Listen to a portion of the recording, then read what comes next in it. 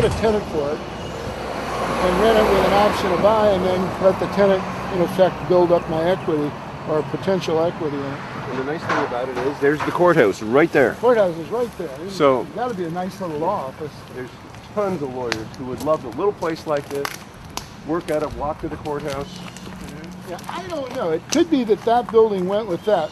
Dr. Phillips sold that building to somebody that's going to develop a big building, but this doesn't seem to be. Well, I don't know. See, there's a flag there. Somebody has surveyed this property. It's not too distant. It doesn't hurt to call up and find out what's going on. Right. So I will do that. Somebody has surveyed this, or at least part of this property, lately. These are AT&T. Huh? AT&T. Oh, okay. So these are. Okay, that's not what they did then. This is not a survey state.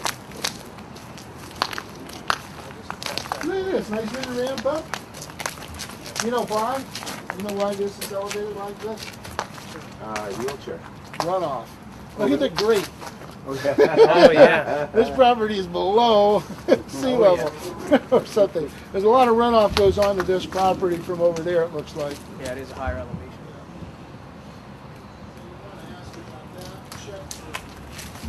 For dry rot, termites, and all kinds of stuff associated with a lot of wetness.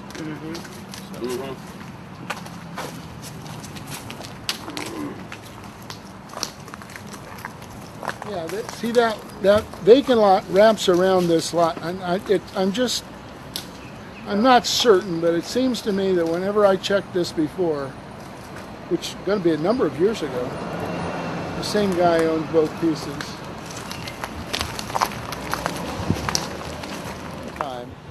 And something I do with very old, especially male owners, is I just kind of offer them an exit strategy. Look, you don't want to sell this building, especially not at this time of the market. But I need a building like this right now, and if I do what I'm supposed to do with it, I'll make it a lot more money. So how about I buy half of this building for you? You get a good chunk of money, and you still have continuing income after you've gotten out of it, and you still own half of it. So someday, 5 years, 10 years from now, and they always believe they're going to live to be 106. You know, someday when we sell it again, you get another hit. And that's this kind of a deal. And I'd forgotten about this, so I'm glad that we walked over here.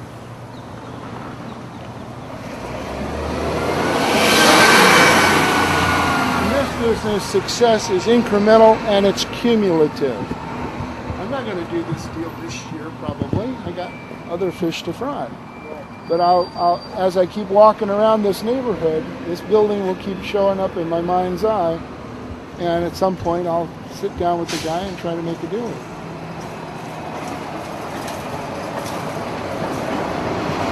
This is really what we call the hidden market. Yeah. Because people aren't willing to walk around and be aware of what's going on, so they miss out on most of the deals. People think, you know, when you say, well, let's go find something to buy, they go to the most natural place. They go to the for sale sign or the brokerage office or the newspaper and so forth, or the terminal. I mean, the internet is the most prolific place now. But no matter how they do that, they're always looking at properties that are for sale that other people are looking at.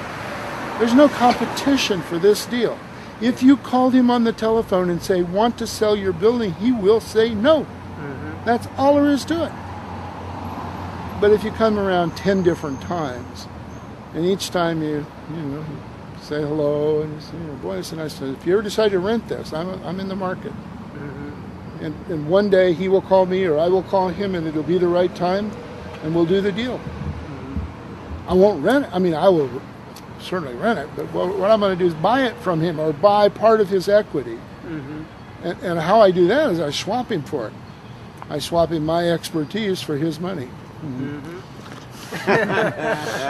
And some people even think that's a good deal. Well, it is a good deal for some people. Especially if their building is vacant. That's typically when you can bring so much more upside. Exactly. Wow, look at this. Look at this narrow corridor.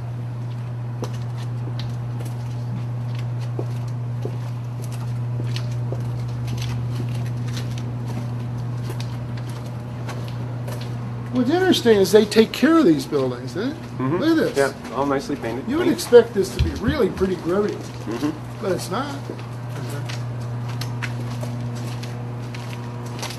This is incredible. We're walking down the back of this long strip building. People ask, how do I know if the space is occupied? I go, look at the electric meters. It's the surest way to find vacant property.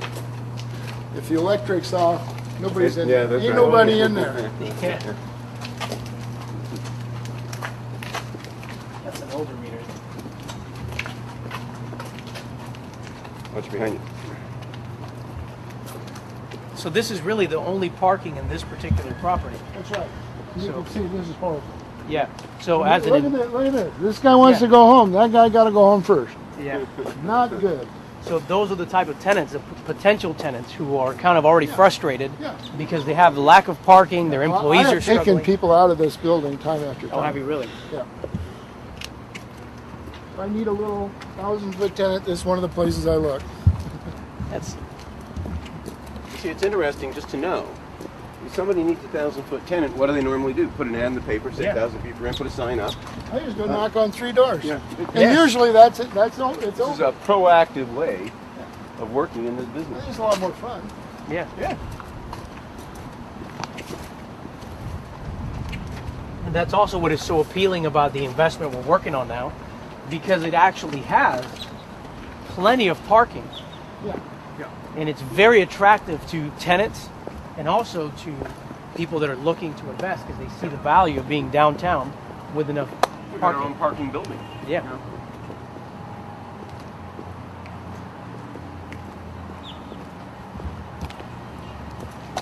They would see this, but you come here at 9 o'clock in the morning, there's not an empty spot in that parking lot, which means some people aren't able to park there. Yeah. And I do a little segment in the course called Parking Solutions, and what I really should call it is parking problems. Because a lot of times, I mean, if there's parking problem outside, there's people problem in. So sometimes the tenant's too big for a space, or sometimes somebody needs to solve that parking problem, and the owner is exasperated, and sometimes you can buy the building from him. Or more likely, you can take tenants out of this building and put them someplace where they've got better parking. So I'd come after some of these tenants across the street. It may be that we take the building on the north side and make a really bare bones office, executive office facility. We're going to have plenty of parking. Oh yeah. And just, you know, usually in executive suites they pay, $40 a square foot or something for their little cubicle, and then they have the common use of other things. If you did one that was bare bones and you charged them the equivalent of half that, I think you'd fill it up pretty quickly. Very quick. So we got to use that building for something. Absolutely.